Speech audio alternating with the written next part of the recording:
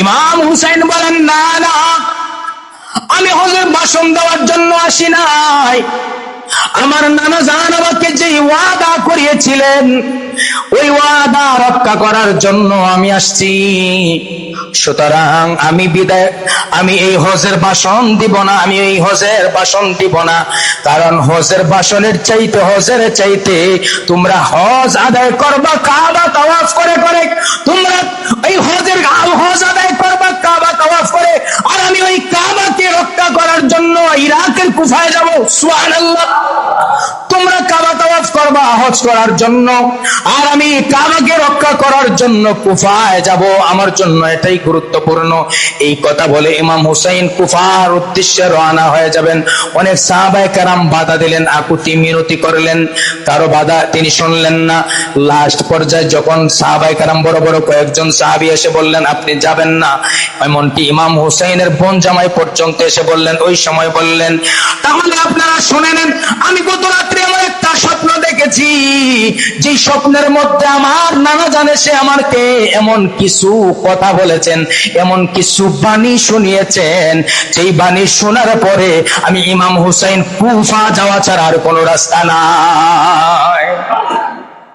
নবীজি স্বপ্নে দেখিয়ে দিয়েছেন। তারা জিজ্ঞাসা করলেন স্বপ্নটা কি? বললেন বলা যাবে না, যতক্ষণ পর্যন্ত আমি আমার গন্তব্য কুফায় না যাব ততক্ষণ পর্যন্ত বলা যাবে না। ইমাম হুসাইন রওনা দিবেন ওই দিকে। মুসলিম বিন আকিলকে হত্যা করা হলো এবং ওনার দুই সন্তান আব্দুল্লাহ এবং মুহাম্মদকেও হত্যা করা হলো। ইমাম হুসাইন এখনো খবর পান নাই। ইমাম হুসাইন মক্কা থেকে কুফার উদ্দেশ্যে রওনা হয়ে গেলেন। এ থেকে আমাদের আজকের আলোচনা শেষ ইনশাআল্লাহ। আগামী জুমায় এরপর থেকে আমরা আলোচনা শোনার চেষ্টা করব ইনশাআল্লাহ। আল্লাহ পাক জেনে যতটুকু শুনেছি এর উপর থেকে আমার নবীর আহলে বায়াতের উপর মুহাব্বত ভালোবাসা ধারণ করার তৌফিক দান করেন সকলে পড়ি আমিন। নাম শিয়া আহলে বায়াত। আজ শুক্রবার 10ই মুহররম আশুরার দিন। এমন একটা দিন, সেই 61 হিজরিতে মুহররম মাসের আশুরার দিন 10ই মুহররম জুমার দিন ছিল। আজকে জুমার দিন না, ওই দিনও জুমার দিন ছিল। সে 61 হিজরিতে চলে যান। ইমাম হুসাইন রাদিয়াল্লাহু তাআলা আনহু যখন মদিনা মুনওয়ারায় বসবাস করেন, মদিনা মুনওয়ারায় যখন বসবাস করতেছেন, এমত অবস্থায় 60 হিজরি সনের রজব মাসে হযরত আমিরে মুয়াবিয়া রাদিয়াল্লাহু তাআলা আনহু, ইয়াজিদের বাবা, যিনি খাতিবে ওহী ছিলেন, 10 জন ওহী লেখকের মধ্যে একজন ওহী লেখকের নাম হলো হযরত আমিরে মুয়াবিয়া রাদিয়াল্লাহু তাআলা আনহু। আমিরে মুয়াবিয়া একজন জলিলুল কদর সাহাবী ছিলেন, এতে কোনো সন্দেহ নাই। যে সন্দেহ করে সে শিয়া, যে সন্দেহ করে সে কি শিয়া। তিনি ইন্তেকাল করলেন। ওনার ইন্তেকাল করার পরে, ইন্তেকালের খবর এখনো কোথাও পৌঁছায়নি, এখনো কোথাও যায়নি। এইদিকে মসনদের মধ্যে ইয়াজিদ বসলো, খেলাফতে ইয়াজিদ বসলো। ইয়াজিদ বসার পরে ওনার ওফাতের খবর এখনো কোথাও দেয় নাই। না দেওয়ার পরে ইয়াজিদ কি করলো?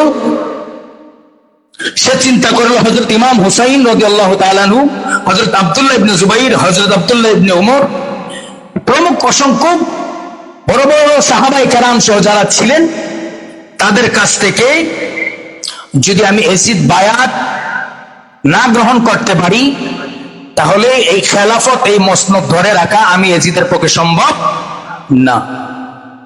কারণ ওই সময়ের ইরাকের সমস্ত মানুষ ইমাম হুসাইনের জন্য ফানা ছিল, ইমাম হুসাইনের জন্য ফানা ছিল। সবাই চেয়েছিল যে আমিরে মুয়াবিয়ার ইন্তেকালের পরে মসনদে খেলাফতের দায়িত্বে ইমাম হুসাইন থাকবেন। এই চিন্তা ছিল ওই সময়ের মুসলমানের, বিশেষ করে ইরাকের। ইমাম হুসাইন তখনও জানেন নাই যে আমিরে মুয়াবিয়া ইন্তেকাল করেছেন। এইদিকে ইয়াজিদ কি করলো? ওই সময়ের মদিনার গভর্নর, যার নাম ছিল ওয়ালিদ ইবনে উকবা, তার কাছে চিঠি পাঠালো যে তুমি মদিনায় অবস্থানরত ইমাম হুসাইন, আব্দুল্লাহ ইবনে জুবাইর, আব্দুল্লাহ ইবনে ওমর সহ বড় বড় সাহাবায়ে কেরাম থেকে আমি ইয়াজিদের নামের উপরে বায়াত গ্রহণ করাও, আমি ইয়াজিদের নামের উপরে বায়াত গ্রহণ করাও। এই খবর যখন মদিনার গভর্নর ওয়ালিদ ইবনে উকবার কাছে গেল, এমন অবস্থায় সে কি করলো, মদিনা মনোয়ারায়, মদিনার মসজিদে নববীর মধ্যে ইমাম হুসাইন আব্দুল্লাহ ইবনে জুবাইর সহ বসা। মদিনার গভর্নর ওয়ালিদ ইবনে উকবা একজন বার্তাবাহক পাঠালো যে মদিনার গভর্নর ইয়াজিদ থেকে এই সংবাদ পেয়েছেন, আপনারা ইয়াজিদের নামের উপরে বায়াত গ্রহণ করবেন। নাউজুবিল্লাহ। আব্দুল্লাহ ইবনে জুবাইর, আব্দুল্লাহ ইবনে ওমর, ইমাম হুসাইন সহ সমস্ত সাহাবায়ে কেরামের ইয়াজিদ সম্পর্কে জানা, ইয়াজিদের কালচার সম্পর্কে জানা। এই খবর যখন গেল, যাওয়ার সাথে সাথে ইমাম হুসাইন বুঝে গেলেন যে আমির মুআবিয়া রাদিয়াল্লাহু তাআলা আর নেই, যেহেতু ইয়াজিদ খেলাফত দাবি করে ফেলেছে। ইমাম হুসাইন রাদিয়াল্লাহু তাআলা বললেন যে আমরা পরে জানাবো, তুমি চলে যাও। রাতের বেলায় আব্দুল্লাহ ইবনে জুবাইর, ইমাম হুসাইন, আব্দুল্লাহ ইবনে ওমর সহ আরো সাহাবায়ে কেরাম নিয়ে বসলেন, কি করা যায়। ইয়াজিদ আমির মুআবিয়া ইন্তেকাল করেছেন, সে খবরটাও দেয় নাই, কিন্তু ওনার স্থলাভিষিক্ত হয়ে ওই মসনদে বসে সে খেলাফত দাবি করছে, আমাদের কাছ থেকে বায়াত চাচ্ছে, কি করা যায়। সবাই অস্বীকার করলেন যে আমরা কখনোই কোনোভাবে আমাদের পক্ষে সম্ভব না ইয়াজিদের হাতে বায়াত গ্রহণ করা, কারণ ইয়াজিদ হলো পাপাচার, ইয়াজিদ হলো পাপাচার, ইয়াজিদ হলো দুষ্টাচার, ইয়াজিদ হলো মদখোর, ইয়াজিদ হলো বেনামাজি। তাদের এই সিদ্ধান্ত যখন উপনীত হলো যে আমরা ইয়াজিদের কাছে বায়াত গ্রহণ করব না, আব্দুল্লাহ ইবনে জুবাইর, আব্দুল্লাহ ইবনে ওমর বললেন ইমাম হুসাইনকে, যেহেতু আমিরে মুআবিয়ার পরে আপনি খেলাফতের অধিষ্ঠিত হওয়ার কথা, সুতরাং ইয়াজিদের মূল উদ্দেশ্য হলো আপনার কাছ থেকে বায়াত নেওয়া। আপনি একটা কাজ করেন, আমাদের চিন্তা না করে আপনি মদিনা থেকে হিজরত করে মক্কায় চলে যান। ইমাম হুসাইনকে তারা এই পরামর্শ দিলেন। ইমাম হুসাইন তাদের পরামর্শ অনুযায়ী এর ভিতরে আরো দুইবার, মোট তিনবার মদিনার গভর্নর ওয়ালি ইবনে উকবা দূত পাঠিয়েছে ইয়াজিদের নামের উপরে বায়াত গ্রহণ করানোর জন্য। আরো দুইবার, মোট তিনবার আসছে, মোটামুটি গাঢ় হয়ে গেছে। তাদের পরামর্শে ইমাম হুসাইন পরিবার পরিজন, স্ত্রী সন্তান সবাইকে নিয়ে মক্কায় হিজরতের উদ্দেশ্যে রওনা হবেন। নবীজির রওজা মুবারকের সামনে গিয়ে দাঁড়ালেন। নবীজির রওজা মুবারকের সামনে দাঁড়িয়ে কান্না করে বিদায় নিয়ে ইমাম হুসাইন মক্কার উদ্দেশ্যে রওনা হলেন।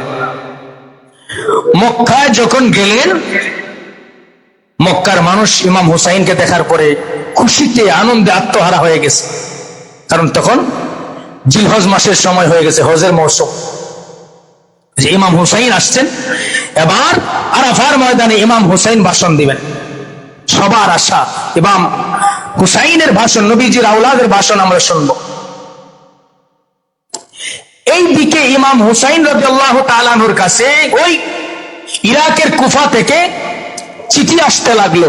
ইয়াজিদ মসনদে বসে গেল, চিঠি আসতে লাগলো যে আপনার হাতে বায়াত গ্রহণ করার জন্য কুফার, ইরাকের মানুষ পাগল পারা হয়ে আছে, আপনাকে খেলাফতে অধিষ্ঠিত করার জন্য ইরাকের মানুষ পাগল হয়ে আছে, আপনার হাতে বায়াত গ্রহণ করবে। আপনি আসবেন, আপনার হাতে বায়াত গ্রহণ করব, আর আপনি খেলাফতের মধ্যে অধিষ্ঠিত থাকবেন এবং ইসলাম প্রতিষ্ঠিত করবেন। এইভাবে চিঠি লিখতে লাগলো। ওই সময়ের কুফার বড় বড় নেতা, বড় বড় লিডার সব কয়টাই শিয়া। সব কয়টা কি? শিয়া। চিঠি লিখলো, চিঠির মধ্যে এক বড় লিডার চিঠির নিচে লিখে দিল, প্রায় 1200-র উপরে চিঠি আসছে। আমি সবগুলি সংক্ষেপে বলতেছি, এত লম্বা ইতিহাস, এত কিছু বলার মতো সময় নাই। তো চিঠির মধ্যে লেখলো যে হে ইমাম হুসাইন, আপনি যদি কুফায় না আসেন, আমাদেরকে বায়াত না করান, আমাদেরকে যদি রাসূলের পথে অধিষ্ঠিত না করেন, কাল হাসরের ময়দানে আপনার জামার আস্তিনের মধ্যে টেনে ধরবো। চিন্তা করেছেন কথার লোড কত? আপনি যদি না আসেন কুফায়, আপনি যদি আমাদেরকে বায়াত গ্রহণ না করান, আপনার জামার আস্তিনের মধ্যে হাসরের ময়দানে টেনে ধরবো যে আপনি আমাদেরকে বায়াত গ্রহণ করেন নাই, আপনি কুফায় আসেন নাই। এইরকম ভাবে আবেগ প্রবণ দিয়ে আকুতি মিনতি করে চিঠি লিখে প্রায় 1200-র উপরে চিঠি ইমাম হুসাইনের কাছে মক্কায় আসলো। আসার পরে ইমাম হুসাইন রাদিয়াল্লাহু তাআলা আনহু, ওই সময় ওনার ভাই মুহাম্মদ ইবনে হানাফিয়া ইমাম হুসাইনের সৎ ভাই, তার কাছে পরামর্শ চাইলেন যে ভাই করণীয় কি করা যায়, আমি কোথায় এখন যেতে পারি? হানাফিয়া বললেন তুমি মক্কায় যাওয়ার পরে মক্কা থেকে যদি পরিস্থিতি ভালো দেখো তাহলে কুফায় যাইবা, আর পরিস্থিতি যদি ভালো না দেখো কুফায় যাইবা না। ইমাম হুসাইন কি করলেন? মক্কা শরীফে থাকা অবস্থায় এই 1200-র উপরে চিঠি পাওয়ার পরে উনি ওই সময় ওনার চাচাতো ভাই মুসলিম বিন আকিল এবং ওনার সাথে ওনার 2 সন্তান আব্দুল্লাহ এবং মুহাম্মদ, ওনার চাচাতো ভাই মুসলিম বিন আকিল এবং আব্দুল্লাহ এবং মুহাম্মদ, এই 2 জন সন্তান সহ কুফার উদ্দেশ্যে রওনা করলেন, সংবাদ আনার জন্য, কুফার অবস্থা পর্যবেক্ষণ করার জন্য। হযরত মুসলিম বিন আকিল কুফায় যাওয়ার পরে ওনার 2 সন্তান মুহাম্মদ এবং আব্দুল্লাহকে নিয়ে যখন কুফার মধ্যে রওনা হলেন, কুফায় যাওয়ার পরে কুফার অবস্থা এত ভালো ছিল, যখন মুসলিম বিন আকিল কুফার মধ্যে যাইয়া আমার ইমাম হুসাইনের পরিচয় দিলেন যে আমি হুসাইনের ভাই, সুবহানাল্লাহ কোন। যখন ইমাম হুসাইনের পরিচয় দিলেন যে আমি মক্কা থেকে আসছি, আমাকে ইমাম হুসাইন পাঠিয়েছেন, আমি ইমাম হুসাইনের ভাই মুসলিম বিন আকিল, আমি কুফার অবস্থা দেখার জন্য আসছি, যদি আমি কুফার অবস্থা ভালো দেখি তাহলে আমার ভাই ইমাম হুসাইনের কাছে মক্কায় খবর পাঠাবো, তাহলে তিনি কুফার মধ্যে আসবেন এবং সবাইকে বায়াত গ্রহণ করাবেন। কুফার মানুষ শুনে আশ্চর্য হয়ে গেল, খুশি হয়ে গেল, আনন্দে আত্মহারা হয়ে গেল। ওই কুফার মানুষ আনন্দে আত্মহারা হয়ে ওই দিন রাতে ইমাম হুসাইনের নামের উপরে মুসলিম বিন আকিলের কাছে 40,000 মানুষ বায়াত গ্রহণ করে ফেলেছে। কয় হাজার? 40,000 মানুষ একদিনে ইমাম হুসাইনের নামের উপরে মুসলিম বিন আকিলের কাছে বায়াত গ্রহণ করেছে। বলেন তো, যদি এমন অবস্থা দেখা যায় একদিনই 40,000 মানুষ ওনার নামের উপরে বায়াত গ্রহণ করে ফেলে, ওই জায়গার অবস্থা ভালো না খারাপ? বোঝা গেল যে সরকার পতন করা সম্ভব। কথা কয় না? বোঝা গেল ইয়াজিদকে পতন করা সম্ভব, যেহেতু একদিনই 40,000 মানুষ বায়াত গ্রহণ করেছে। তাকে না দেখেই না পেয়েই তার নামের উপরে 40,000 মানুষ বায়াত গ্রহণ করেছে। এই খবর যখন এজিদ পর্যন্ত চলে গেল, এজিদ পর্যন্ত চলে যাওয়ার পরে এজিদের মাথার অবস্থা খারাপ হয়ে গেছে। ইমাম হুসাইনের নামের উপরেই যদি 40,000 মানুষ বায়াত গ্রহণ করে ফেলে, ইমাম হুসাইন আসলে অবস্থা কেমন হবে?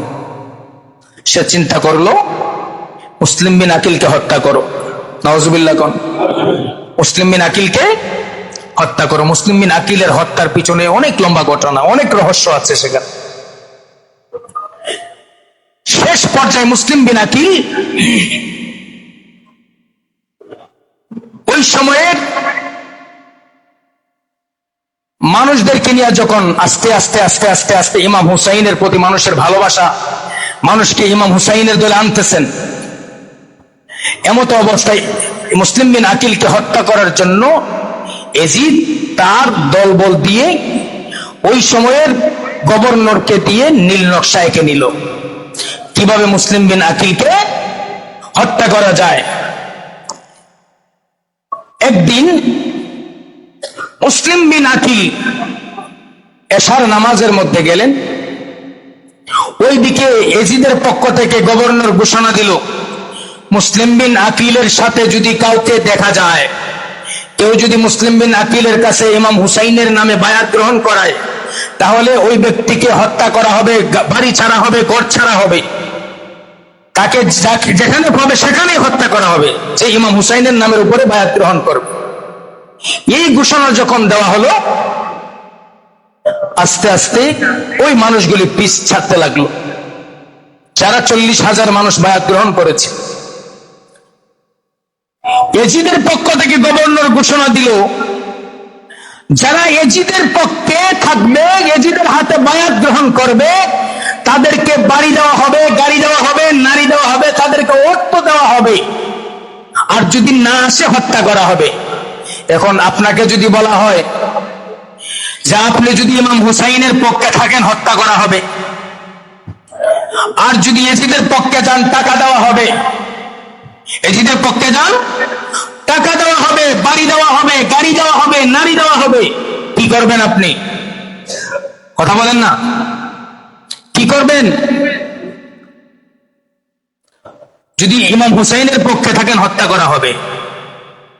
ওই সময় যেমন এজিদ বাহিনীরা ইমাম হুসাইনের পক্ষের লোকদেরকে হত্যা করার জন্য এদিক সেদিক রাস্তায় যে কোনো জায়গায় হত্যা করার জন্য অস্ত্র নিয়ে দাঁড়িয়ে থাকতো, বর্তমানেও ইমাম হুসাইনের সৈনিক যারা, ইমাম হুসাইনের উত্তরসূরি যারা, ইমাম হুসাইনকে যারা বুকে ধারণ করে ইসলাম কায়েম করে, তাদেরকে হত্যা করার জন্য ওই এজিদের উত্তরসূরিরা এখনো ছুরি নিয়ে হাতে নিয়ে দাঁড়ায় আছে। আপনি খুঁজেন, পেয়ে যাবেন, খুঁজলে পেয়ে যাবেন। আপনি কি এজিদের পক্ষে যাবেন? বাড়ি পাবেন, গাড়ি পাবেন, নারী পাবেন, টাকা পাবেন। হুসাইনের পক্ষে যাবেন, আপনার জীবন দিতে হবে। যারা ইমাম হুসাইনের জন্য ভালোবাসা দেখালো, মায়া কান্না করলো, 1200-র উপরে চিঠি পাঠালো, ইমাম হুসাইনের নামের উপরে 40,000 মানুষ বায়াত গ্রহণ করলো। এশার নামাজের সালাম ফিরানোর পরে ইমাম মুসলিম বিন আকিল দেখলেন প্রায় 3 ভাগের 2 ভাগই নাই। কয় ইমানদারেরা,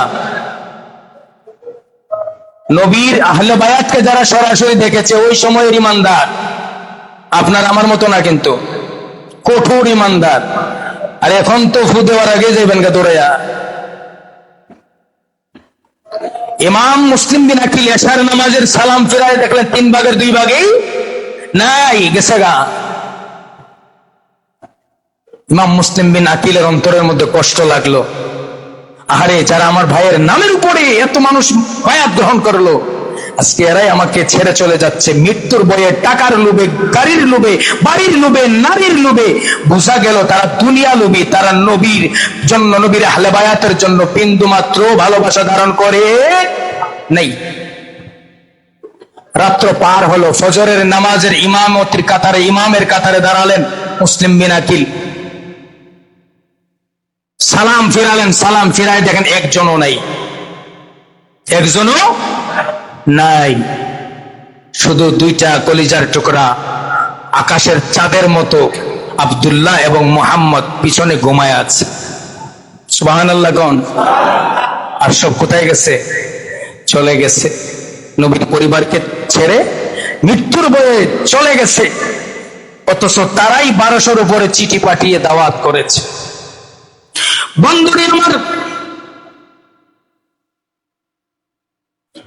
মুসলিম বিন আকিলের এই অবস্থা যখন তৈরি হলো, মুসলিম বিন আকিল ওই দিকে মক্কার উদ্দেশ্যে, ইমাম হুসাইনের উদ্দেশ্যে আগেই চিঠি লিখেছেন। ওই যে 40,000 মানুষ ওনার নামের উপরে বায়াত গ্রহণ করেছে, ওই অবস্থা, ভালো অবস্থা দেখে খুশির উদযাপনে, খুশির ঠেলায় তিনি চিঠি লিখলেন ইমাম হুসাইনের কাছে, ভাই চিন্তা করার কোনো কারণ নাই, কুফার অবস্থা খুবই ভালো, আপনার নামের উপরে 40,000 মানুষ বায়াত গ্রহণ করেছে, সুতরাং আপনি কুফায় নির্দ্বিধায় নিশ্চিন্তায় নির্ভয়ে চলে আসেন, কোনো সমস্যা হবে না। চিঠি চলে গেছে আগেই। এই চিঠি ইমাম হুসাইনের কাছে হাতে পৌঁছে গেল। হাতে পৌঁছার সাথে সাথে মুসলিম বিন আকিল বিপদের মধ্যে পড়ে গেছে। এইদিকে সবাই চলে গেছে ছেড়ে, এজিদের বই এজিদ হত্যা করে ফেলবে, এজিদ বাড়ি দিবে, গাড়ি দিবে, নারী দিবে, ওই লোভের উপরে পড়ে সবাই ছেড়ে চলে গেছে নবীর আহলে বায়াতকে। ইমাম মুসলিম বিন আকিল এই অবস্থা দেখে আবার আরেকটা চিঠি লিখলেন ইমাম হুসাইনের জন্য। এই চিঠি যাওয়ার আগে আগে ইমাম হুসাইন মক্কা নগরী থেকে রওনা হয়ে যাবেন, এই কথা বলেই শেষ করে দিব। রওনা হয়ে যাবেন, ওই সময় মক্কার বড় বড় সাহাবায়ে কেরাম আসলেন, আয়েশা বললেন, ইমাম হুসাইন এখন হজের মৌসুম, হজ আরম্ভ হবে, আপনি কোথায় যাবেন? আপনি আরাফার ময়দানে ভাষণ দিবেন, সমস্ত হাজিরা আপনার জবান মোবারক থেকে আপনার বাণী শুনবে, আপনার ভাষণ শুনে মানুষ আল্লাহ আল্লাহর রাসূলের পথে আসবে, সুতরাং আপনি যাবেন না।